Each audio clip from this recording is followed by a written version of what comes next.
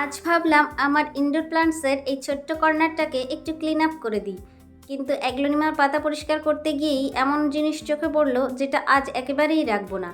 কি সেটা একটু পরেই দেখাচ্ছি। আর ক্লিন আপের শেষে আপনাদের আমার আরও কয়েকটা সুন্দর অ্যাগ্লোনিমা ভ্যারাইটি দেখাবো, তাই শেষ পর্যন্ত সঙ্গে থাকুন। এটা আমার পুরো ব্যালকনি গার্ডেন নয়, ব্যালকনির একটা সাইডে ছোট্ট ইনডোর প্ল্যান্ট কর্নার। এখানে পাশাপাশি রাখা আছে আমার বেশ কয়েকটা foliage plant, aglaonema, calathea, spider plant, caladium, আরও কয়েকটি গাছ। একসঙ্গে রাখলে বিভিন্ন শেপ আর কালারের পাতাগুলো মিলে এই জায়গাটা বেশ সুন্দর লাগে। তবে আজ সব গাছই কিন্তু ক্লিন আপ করার দরকার নেই, যেগুলোতে পুরনো হলুদ বা ড্যামেজ অংশ রয়েছে শুধু সেগুলোই পরিষ্কার করব। প্রথমেই শুরু করছি এই অ্যাগ্লোনিমাটা দিয়ে।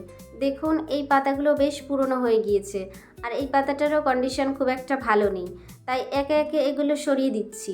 আমি সাধারণত হেলদি এবং সুন্দর পাতাগুলো অযথা কাটতে পছন্দ করি না। যে পাতাগুলো সত্যিই পুরনো হলুদ বা ড্যামেজ হয়ে গেছে শুধু সেগুলোই সরিয়ে দিই। এভাবে কয়েকটা পাতা সরিয়ে দেওয়ার পর গাছটার শেপটাই যেন অনেক পরিষ্কার হয়ে আসছে। কিন্তু দাঁড়ান, এই গাছটা পরিষ্কার করতে গিয়েই একটা জিনিস দেখতে পেলাম। আরে এই গাছটাতে তো ফুলও এসেছে। অ্যাগ্লোনিমাতে ফুল আসাটা অবশ্যই সুন্দর একটা ব্যাপার, কিন্তু আমি এই ফুলটা রাখতে চাইছি না। আমার ফোলিয়েজ প্ল্যান্টের মূল অ্যাট্রাকশন যেহেতু পাতাগুলো, তাই ফ্লাওয়ার স্টকটা সরিয়ে দিচ্ছি। পরিষ্কার করে গোড়ার দিক থেকে কেয়ারফুলি কেটে দিলাম। এইভাবে পুরনো বা আনওয়ান্টেড ফ্লাওয়ার স্টক সরিয়ে দিলে গাছটার ফোলিয়েজটাই আবার বেশি প্রমিনেন্ট হয়ে উঠবে। এবার আসি আমার ক্যালাথিয়ার কাছে। ক্যালাথিয়ার পাতাগুলো এমনিতেই এত সুন্দর যে একটা দুটো পুরনো বা ড্যামেজ পাতা থাকলেও সেটা বেশ চোখে পড়ে। এই পাতাটা আর ভালো নেই, তাই এটাকে সরিয়ে দিচ্ছি। আর এখানে কয়েকটা পাতার এজ শুকিয়ে গেছে, যেটুকু ড্যামেজ সেইটুকু ট্রিম করে দিচ্ছি। হেলদি পাতাগুলো কিন্তু যেমন আছে তেমনই থাকবে। একটু একটু করে পরিষ্কার করার পর এখন ক্যালাথিয়াটাকে অনেক বেশি ফ্রেশ লাগছে। এবারেই হলুদ সবুজ পাতার স্পাইডার প্ল্যান্টটা।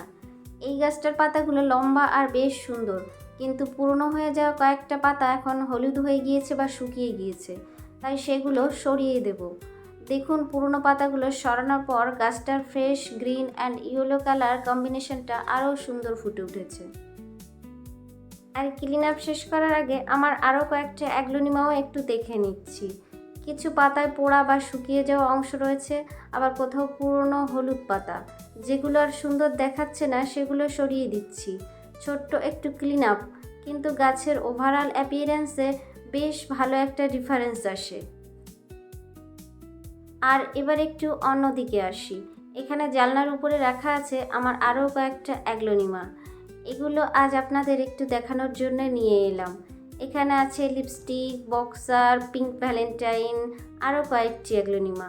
প্রতিটা ভ্যারাইটির পাতার কালার আর প্যাটার্ন আলাদা, আর এই জন্যই অ্যাগ্লোনিমা কালেকশন আমার এত ভালো লাগে।